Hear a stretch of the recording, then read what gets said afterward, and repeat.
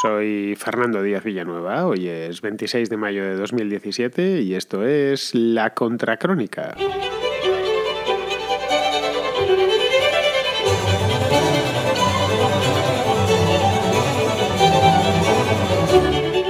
Como todos sabemos, o al menos todos los que miramos las noticias a diario, pues Donald Trump está en Europa. Es su primera gran visita de Estado al continente europeo como presidente de los Estados Unidos, porque ha venido a hacer muchas cosas. Ha venido, entre otras, a inaugurar la nueva sede de la OTAN en Bruselas, que se han construido un edificio la mar de aparente allí para reunirse y para sus cosas. El anterior, pues parece ser que estaba un poco viejo. Pues bien, como era previsible, su visita no ha sido precisamente rutinaria, porque Donald Trump no hace nada rutinario, y mucho menos en Europa, donde lo estaban esperando con los cuchillos afilados. Las fricciones entre Trump y los líderes europeos vienen de muy lejos, vienen de cuando ni siquiera era presidente, cuando todavía se encontraba en campaña y que no les gusta, vamos, en una palabra, no les gusta nada. El presidente de los Estados Unidos había que ver sus caras ayer cuchicheando, y además al nuevo presidente de los Estados Unidos tampoco le gustan los líderes europeos, todo hay que decirlo. Pero como el uno y los otros son aliados, más pronto que tarde tenían que encontrarse. Esta primera vez el encuentro ha sido más un encontronazo, propiamente dicho, que un encuentro. Es decir, Trump quiere que gasten más en defensa, cosa que ellos parecen no estar muy dispuestos, y los europeos quieren que Estados Unidos se comprometa a defenderles si Rusia les ataca, o por lo menos una parte de los europeos. Y lo peor de todo esto, porque podría cada uno ha expuesto sus cosas y su planteamiento, pues bien, lo peor de todo esto es que no hay voluntad alguna de hacer ninguna de las dos cosas.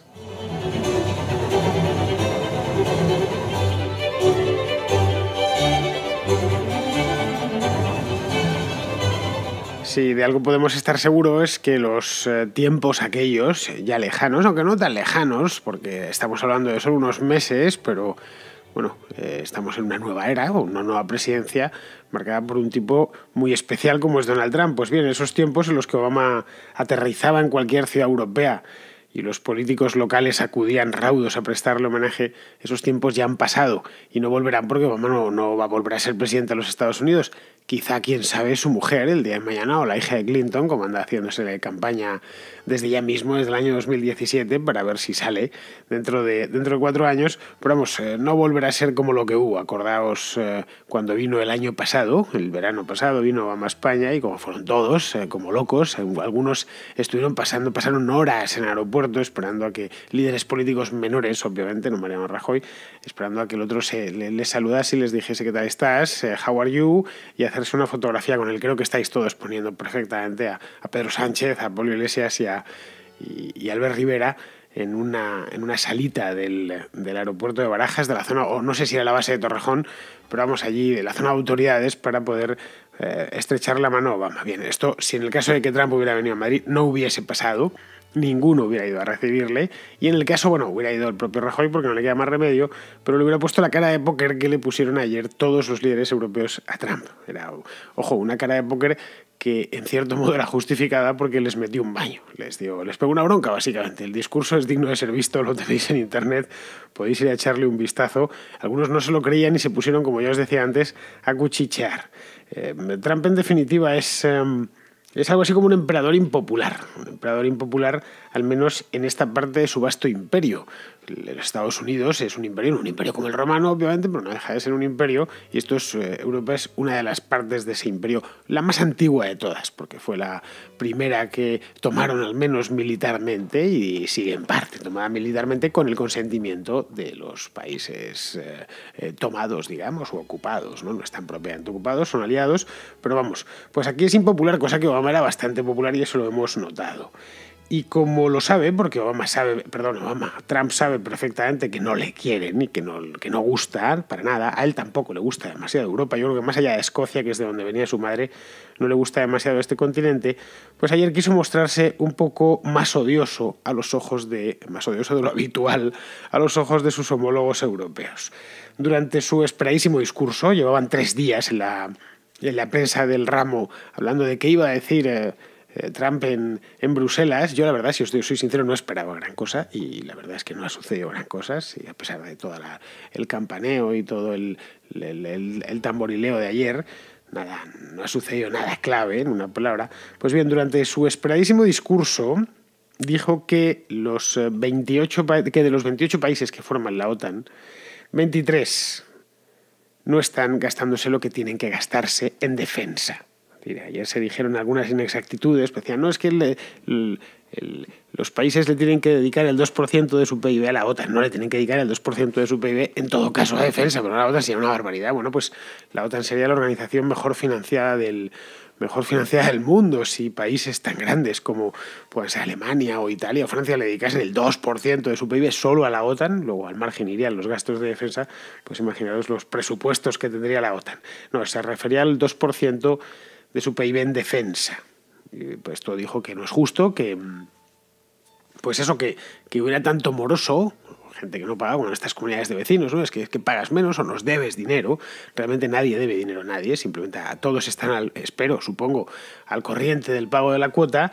Lo que pasa es que una parte considerable, ya digo, 23 de 28, solo 5 no cumplen con eso de ir más allá del 2% de gasto en PIB, pues los 23 de 28 gastan menos del 2% del PIB. El gasto militar en Estados Unidos es relativamente alto, si lo comparamos con los estándares europeos. En el año 2015, en concreto, y mira el Banco Mundial, exactamente cuánto fue, y era del 3,3%. Y esa tampoco, bueno, sí es tampoco porque es que el PIB norteamericano es altísimo, entonces un 3,3% del PIB es grandísimo, eso es una barbaridad de dinero, ¿no?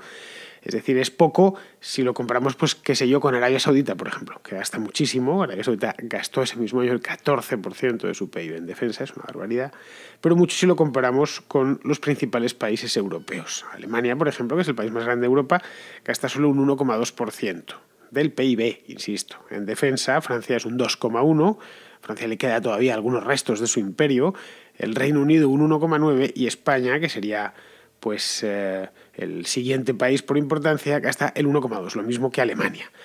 Bien, Europa en general gasta poco en defensa. Esa es la realidad. Y diréis, bueno, pues es que eso es una vergüenza. Unos y otros, pues por poco que gaste, a mí ya me parece mucho. Un 1,2 es demasiado. Pues no gasta mucho, y a los hechos me remito, porque por un lado es un gasto muy impopular. Nadie, ningún presidente, ningún partido político va a llegar diciendo que va a aumentar el gasto en defensa. Eso por un lado.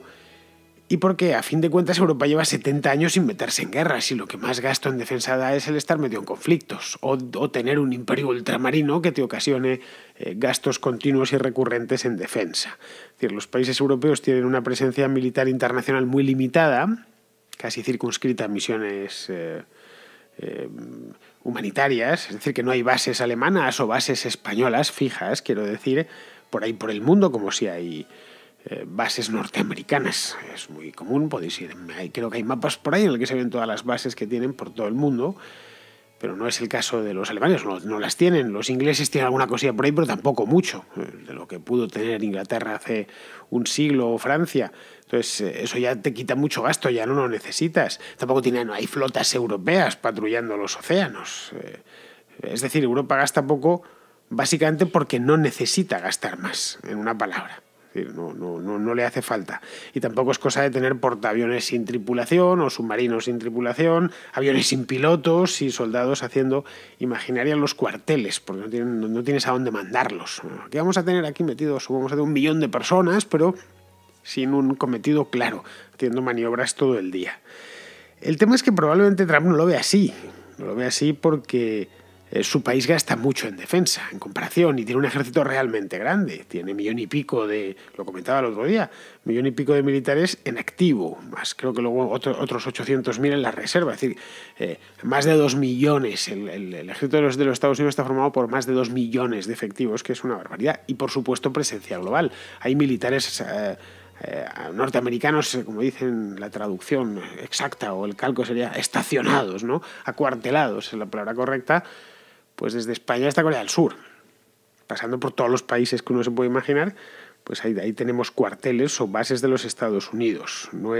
Y este no es el caso de los países europeos, no es el caso, por supuesto, de Alemania o de España, que son países grandes pro-pacíficos, pero tampoco el de países, entre comillas, menos pacíficos como pueda ser el Reino Unido o o Francia, que tienen programas militares mucho más ambiciosos. Es decir, en todos los casos en Europa los países tienen ejércitos pequeños concebidos para la defensa del país y para, como decía, algunas misiones internacionales de tipo humanitario. Y pare usted de contar. Eso quizá Trump no lo conoce o no lo puede entender porque él viene de un país que no es así. Y no es, si por algo se caracteriza a Trump, es precisamente por no conocer estos pequeños detalles, la verdad, ya desde la campaña electoral. Pero claro, es que la OTAN se concibió de esta manera. No tiene nada de extraño que el ejército español sea pequeño o que el ejército alemán sea pequeño. Se concibió así tan pronto como en 1949, que es cuando nace esta organización. Tenemos una potencia hegemónica, que es Estados Unidos, con otras dos de segundo nivel, que serían el Reino Unido y Francia, y el resto pequeñas potencias locales con ejércitos modestos y hábiles solo para defender su parte del imperio, sus costas, digamos. Así es como se concibió la OTAN, ya digo, en 1949, después de la Segunda Guerra Mundial. Era un esquema bastante sencillo, como podéis ver, y bastante justo para todas las partes firmantes. Es decir, tú me reconoces como actor hegemónico en esto, porque tenemos otro, que es la Unión Soviética, que también quiere serlo. Tú me reconoces como actor hegemónico y controlas el área que te corresponde con tu ejército, que va a ser pequeño y que va a ser objeto de ayudas y de mejoras tecnológicas y de entrenamiento por parte de mis militares. Y yo, a cambio, prometo acudir en tu ayuda en el caso de que te ataquen.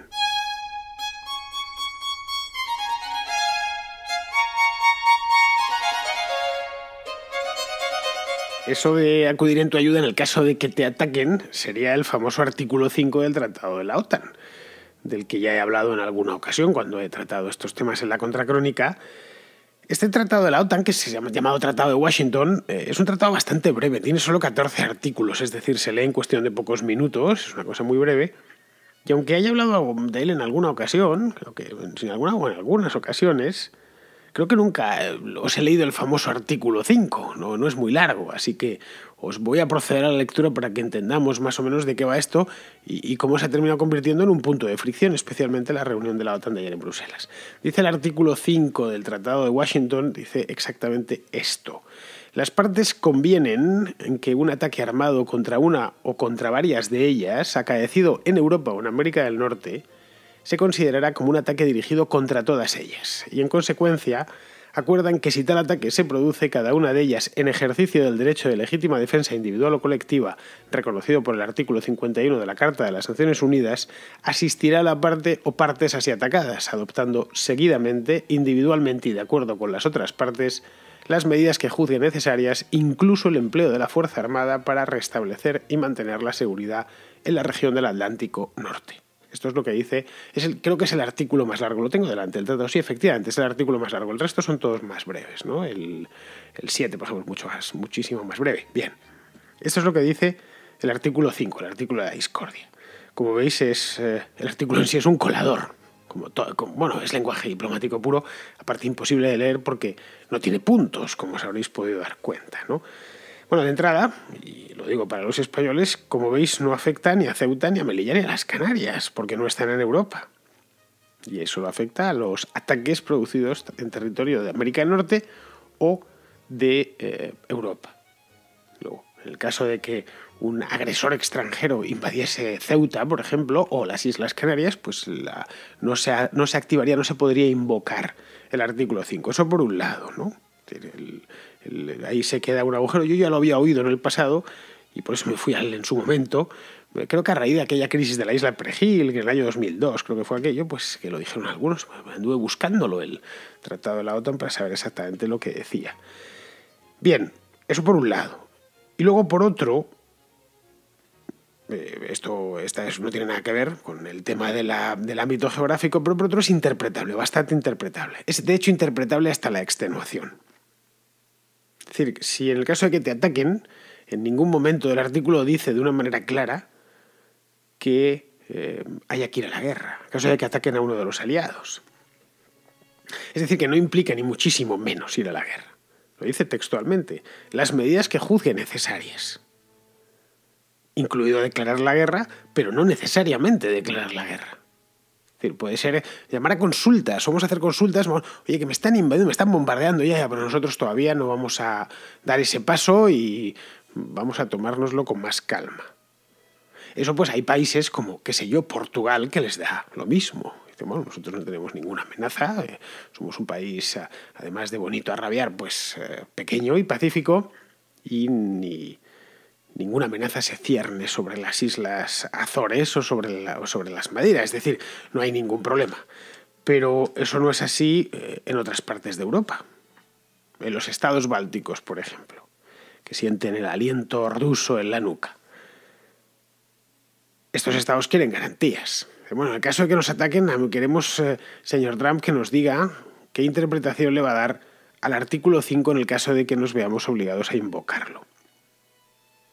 Sí, no es casual que Donald Tusk, que es el presidente del Consejo Europeo y que además es polaco, aunque se llame Donald, pues dijese ayer con respecto a Rusia, no pensamos lo mismo o no pienso lo mismo que Trump. Es decir, tenemos diferencias en ese aspecto.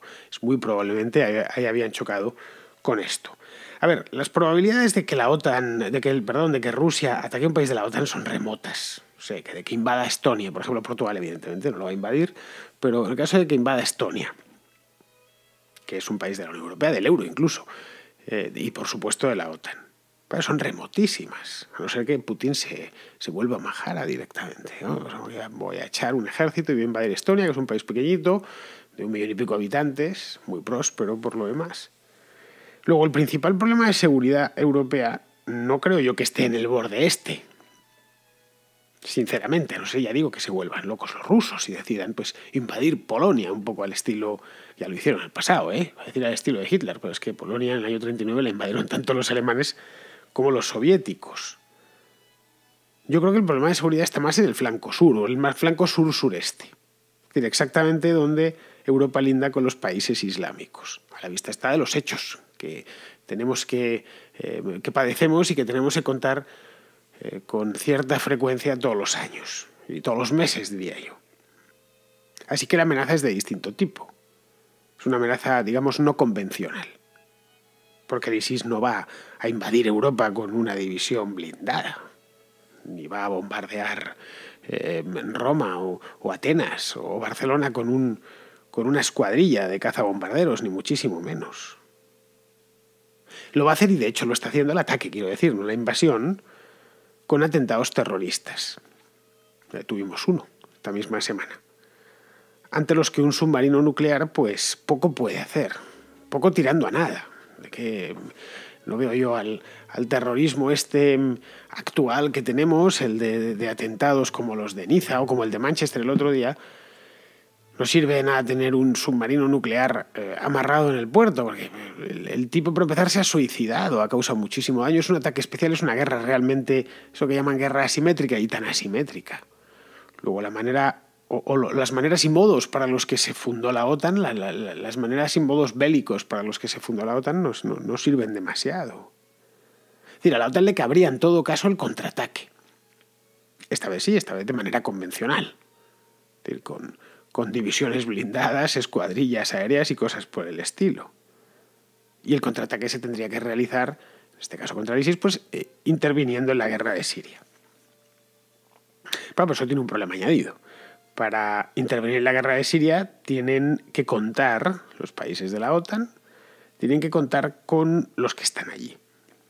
Es decir, básicamente pues con Rusia y con los países árabes que están involucrados en el conflicto sirio. Es decir, que al final la cosa es más compleja de lo que parecía y de lo que muchos se imaginaban. Yo creo que hasta el propio Donald Trump se imaginaba que la cosa era mucho más simple, y no lo es. En este lado del mundo pocas cosas hay simples. Demasiados países, demasiada gente, demasiada historia, demasiados conflictos, y las cosas no suelen ser tan fáciles como se ven muchas veces desde Estados Unidos, que al margen de sus historias sigue siendo un país pacífico y tranquilo, extremadamente tranquilo. Yo creo que es el único país del mundo donde uno deja el coche abierto o la casa sin cerrar, con llave, quiero decir. Entonces, al final, la visita de Trump a Bruselas pues se ha quedado en nada. Es decir, que hoy por hoy los líderes europeos y Trump hablan idiomas distintos, digamos, y por lo tanto tienen Bueno, idiomas distintos y además tienen intereses divergentes. Por lo tanto, tienen muy poquito de qué hablar. Y de lo que hablen van a ser incapaces de escucharse.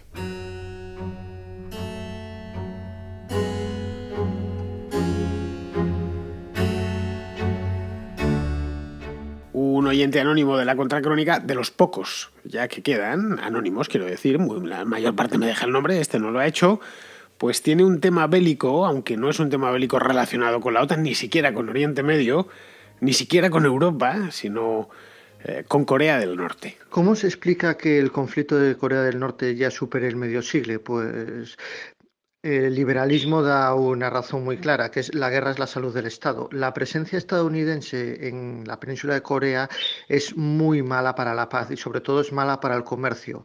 Sinceramente yo no entiendo muy bien por qué responsabilizas a China de que exista Corea del Norte cuando está invirtiendo en las zonas económicas especiales. Las zonas económicas especiales, como se puede ver en China, son buenas para el comercio y traen libertad económica. Entonces, pues no creo que sean las zonas económicas especiales una ayuda para el comunismo. Sí, es cierto que no lo van a derrotar de repente, pero a la larga es bueno para que en Corea del Norte haya más libertad económica. Yo creo que Estados Unidos no es tan bueno, o mejor dicho, el gobierno de Estados Unidos, los estadounidenses no tienen culpa de esto, sino que está generando mucha tensión en esa zona, que al fin y al cabo, ¿qué se le ha perdido al gobierno de Estados Unidos en Asia? Nada. Lo que está es buscando la gresca. Bien, vayamos por partes. A ver, no es que sea un conflicto este de Corea que supere el medio siglo, como dice, supera casi los 70 años. Pues los 70 años y nos vamos a la guerra de Corea y los 70 y tantos si nos vamos al final de la Segunda Guerra Mundial, que es cuando realmente empiezan los problemas allí. De hecho, lo comenté en una ocasión, hace un par de meses, que hice una contra dedicada a esto a Corea. Corea realmente lleva en guerra desde los años 30, poco menos, desde que les invadieron los japoneses, incluso antes. Pues desde entonces están en guerra. Han vivido los norteños, los septentrionales por lo menos, viven, ya son muchas generaciones que viven por y para la guerra. Bien, pues esta guerra del 50 empezó porque Corea del Norte invadió Corea del Sur. Así de sencillo, nada más. No hubo, se partió la península por el paralelo 38 y decidió el norte invadir al sur. Simplemente fue todo eso y el sur se tuvo que defender y por eso llamó a los Estados Unidos. Y lo que me preguntas de cómo se explica que siga, pues bueno, se explica porque esa guerra no ha terminado todavía. Hubo un armisticio, el de Panmunjom, y ya está. Pero no ha habido un tratado de paz, nada por el estilo. Fue una guerra que inició el norte, que el sur tuvo que combatir contra su voluntad, obviamente, y se quedó en una especie de tablas, ¿no?, de paz provisional. Forzada porque los Estados Unidos habían entrado allí, que sigue presente en la península por si acaso, lógicamente, ¿no? Lo que no es bueno para la paz, o mejor dicho, lo que es malo para la paz directamente, no es la presencia de Estados Unidos en Corea, como bien dices, o como estás diciendo, ¿no?, sino la existencia misma del régimen norcoreano, un régimen que tiene... creo que Corea del Norte tiene tantos soldados en activo como Estados Unidos, que no es un país muy pequeño, pero bueno, tiene un cuarto de la población dedicada al ejército. Eso no es bueno para la paz y viven pensando todo el día en la guerra. Más que veas un documental o, que veas la televisión o que mires una fotografía. Es un país uniformado. Respecto al comercio, pues en fin, no sé, Corea del Sur es uno de los países más desarrollados y por supuesto comerciales del mundo. No sé si es porque Estados Unidos está ahí o porque Estados Unidos... si Estados Unidos es malo para el comercio, ¿cómo puede ser que Corea del Sur haya prosperado tanto y sea tan comercial y Corea del Norte no sepa lo que es el comercio? No, es un país sin tiendas y sin nada. No hace falta que diga nada sobre el tema porque lo conocéis.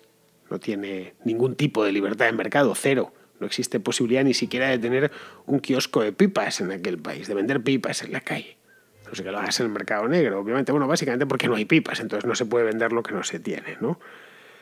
Respecto a esto de que responsabilizo a China de que Corea del Norte exista, pues no es que la responsabilice, es que la historia está ahí. Eso es lo que sucedió. China es quien saca a Kim Il-sung las castañas del fuego cuando Kim Il-sung invade Corea del Sur. De no meterse China en la guerra, los norteamericanos hubieran llegado hasta la frontera. Es decir, hubieran tomado... Era en este caso además una guerra bendecida por la ONU, de la primera que bendijo, hubieran llegado hasta el final. Y desde entonces, desde el año 1953, que es cuando termina aquello, o cuando termina en falso, cuando no termina del todo, pero cuando se interrumpen las hostilidades, Pekín siempre ha sido el protector de ese régimen. Respecto a las zonas económicas especiales, que dices que son una especie de antesala del libre comercio, estas de Corea del Norte, pues para lo único que sirven es para que fluyan algunos dólares hacia la casta dirigente de Corea del Norte. Y para nada más. No sirven para otra cosa. Es decir, no traen ningún tipo de libertad económica. Empezaron a ponerles en los años 90 y no ha servido para que el país se abra ni para nada. Absolutamente nada. Es decir, los norcoreanos de a pie no se han beneficiado en nada de ellas. La casta sí, porque puede disponer de ciertos bienes, sobre todo acceder a dólares, para poder ser extranjero, etc. Porque de la otra manera el país no produce nada. A ver, Corea del Norte no tiene petróleo como si lo tiene Venezuela. En fin, no puedo continuar con esto porque tengo más preguntas, pero vamos, que yo creo que deberías, sinceramente, te lo digo y con mucho cariño, que deberías estudiarte mejor este tema. Bien, continuamos. Daniel Serrano nos trae otro tema diferente que ya he tratado en la contracrónica y que es el socialliberalismo. Hola Fernando, quería preguntarte acerca del término que se escucha cada vez más de social liberal, porque se ha escuchado recientemente en los círculos cercanos a Ciudadanos y también pues con motivo de las elecciones francesas que estás comentando estos días. Y yo en mi ignorancia sobre teoría política pues me gustaría saber qué idea se tiene detrás de esta corriente social liberal y cómo se puede conciliar el término de la política social con el término liberal, ¿no? Que yo pienso que son opuestos y que no cabe un pensamiento de tinte colectivista o estatista mezclado con el pensamiento liberal, que es precisamente anticolectivista y antiestatista. Pues eso del socialliberalismo, Daniel, creo que lo he comentado ya, es el nuevo nombre por el que a lo que se conocía como centro, es decir, una especie de socialdemocracia con reformas en política económica para hacer a la socialdemocracia viable, un poco lo que hicieron en los países nórdicos en los años 90. El sistema les había quebrado en países como Suecia o como Dinamarca y les había quebrado, estaban al borde mismo de la quiebra, este sistema de un gasto público disparatado asistencialista en el que además crear riqueza es difícil. Pues hacer las reformas adecuadas para que crear riqueza, la riqueza que luego te van a expropiar, pero crear riqueza, al menos crearla, no sea tan complicado.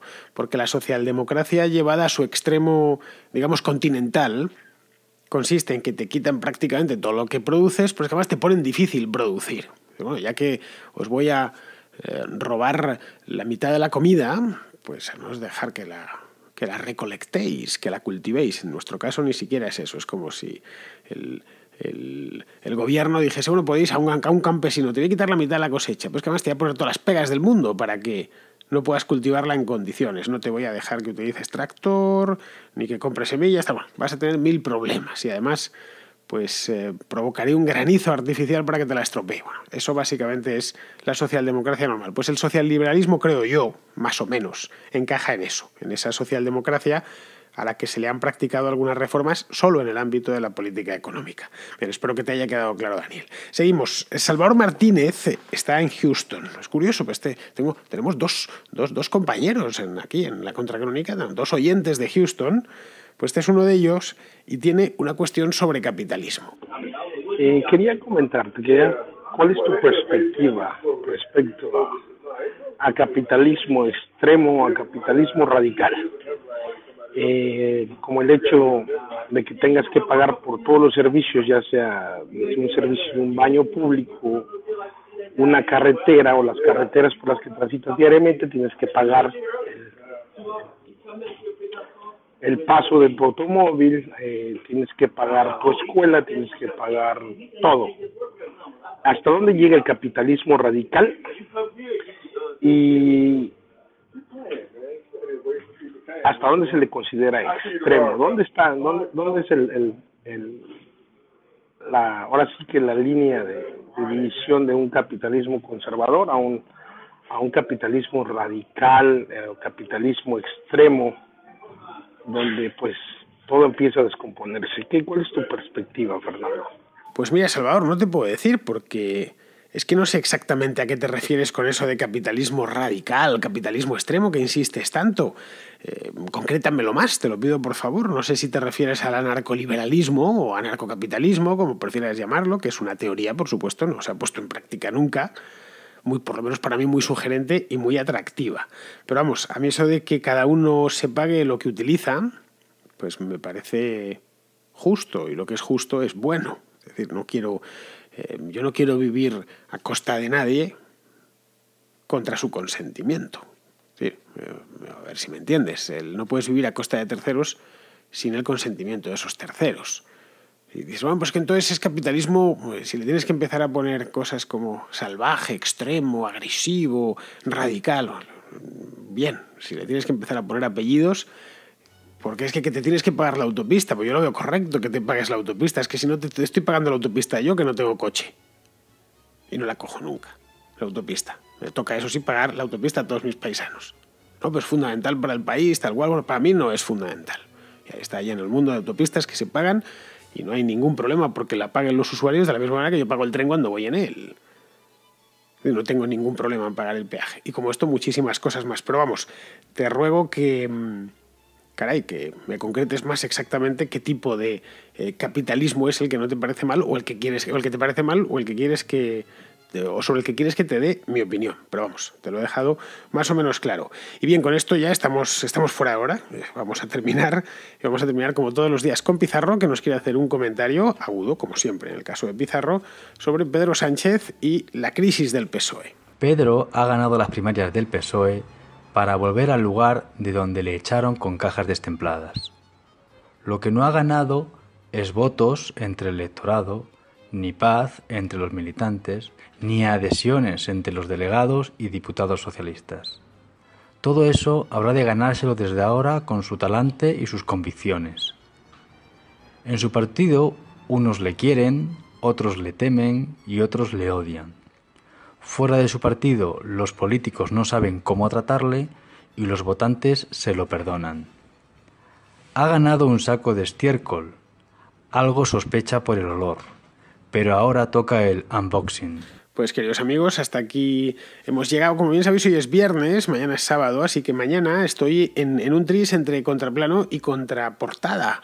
Tengo que hacer recuento de libros y recuento de películas. Os aviso, ya tengo bastantes más películas y series que libros, así que quizá mañana hagamos contraplano. De todas maneras, no es 100% seguro porque todavía tengo que hacer el recuento total y ver si puedo sacar al menos una contraportada, que es un programa que me gusta mucho hacer. Si no, pues haremos un contraplano y así iremos dando salida a las producciones que los oyentes de la Contracrónica me han ido enviando a lo largo de la última semana, porque la semana pasada ya hicimos contraplano. Muy bien, pues con esto me despido de vosotros hasta mañana.